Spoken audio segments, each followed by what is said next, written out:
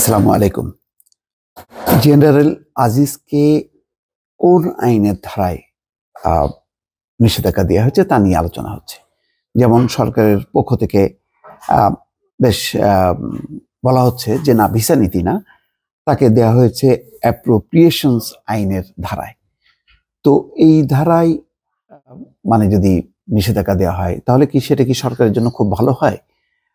বোঝা যাচ্ছে না। কিন্তু যেই ব্যক্তির বিরুদ্ধে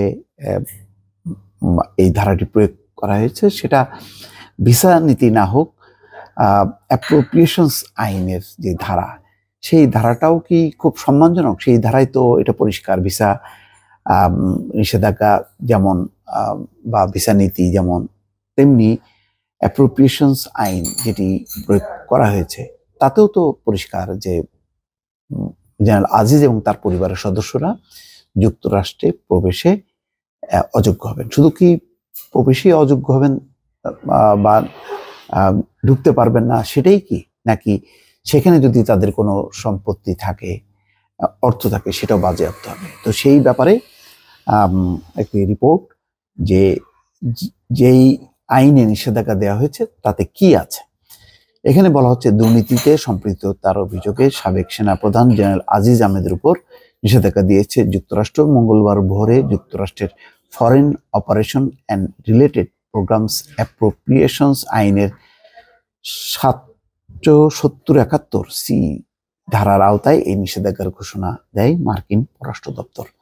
নিষেধাজ্ঞার ফলে জেনারেল আজিজ ও তার পরিবারের সদস্যরা যুক্তরাষ্ট্রে প্রবেশে অযোগ্য বলে বিবেচিত হবেন। আমি এটা একটা কষ্টও লাগে, জেনারেল আজিজের এই যদি কোনো দায় বা অপরাধ, তার জন্য তার পরিবারের সদস্যরা কেন ভোগ করবেন সেটাও পরিষ্কার না। এটাও কতখানি মানবাধিকার মানে সাথে সামঞ্জস্যপূর্ণ সেটা আমার যথেষ্ট সন্দেহ আছে। যাই হোক, এখন ওই দেশের আইন, সেটা তো আর আমার ব্যাপার না। তাদের ধারায় কি আছে সেটি আমি দর্শক উল্লেখ করছি। যুক্তরাষ্ট্রের foreign operation and related programs অ্যাপ্রোপ্রিয়েশনস আইনের ৭০-৭১ ধারাটি আর্থিক ব্যবস্থাপনা, বাজেট স্বচ্ছতা ও দুর্নীতি দমন নিয়ে। ধারাটির সি অংশে সরকারি দুর্নীতি ও মানবাধিকার বিষয়ে বলা আছে। আইনের এই অংশে বলা হয়েছে, প্রত্যক্ষ ও পরোক্ষভাবে উল্লেখযোগ্য দুর্নীতি অথবা মানবাধিকার লঙ্ঘনের ঘটনায় জড়িত অন্য দেশের কোনো সরকারি কর্মকর্তার বিরুদ্ধে যদি মার্কিন পররাষ্ট্রমন্ত্রীর কাছে বিশ্বাসযোগ্য তথ্য থাকে, তাহলে অভিযুক্ত সেই সরকারি কর্মকর্তা ও তার পরিবারের সদস্যরা যুক্তরাষ্ট্রে প্রবেশের অযোগ্য বলে বিবেচিত হবেন।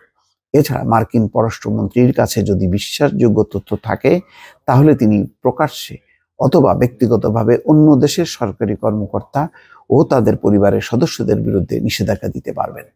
এক্ষেত্রে অভিযুক্ত ব্যক্তি ভিসার জন্য আবেদন করেছেন কিনা তা বিবেচ্য নয়।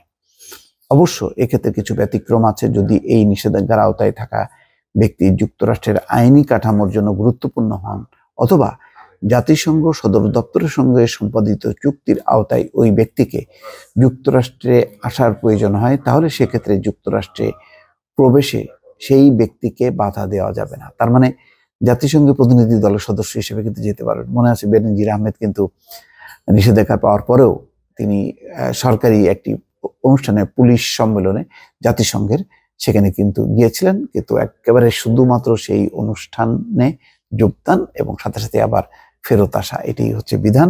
যদিও তিনি তার উপেক্ষা করে একটি অনুষ্ঠানেও যোগ দিয়েছিলেন। নিষেধাজ্ঞায় ছাড় দেওয়ার কথা বলা হয়েছে আইনে। এতে বলা হয়, মার্কিন পররাষ্ট্রমন্ত্রী যদি মনে করেন নিষেধাজ্ঞার আওতায় থাকা ব্যক্তির যুক্তরাষ্ট্রে প্রবেশ জাতীয় স্বার্থের জন্য গুরুত্বপূর্ণ, তাহলে তিনি এই নিষেধাজ্ঞায় ছাড় দিতে পারবেন। এছাড়া এমন কোনো পরিস্থিতি বা প্রেক্ষাপট যদি তৈরি হয়, সেই যে সংশ্লিষ্ট ব্যক্তিকে যুক্তরাষ্ট্রে প্রবেশ করতে দেওয়া প্রয়োজন, তখন বিষয়টি বিবেচনা করে প্রয়োজনীয় ছাড় দিতে পারবেন মার্কিন পররাষ্ট্রমন্ত্রী।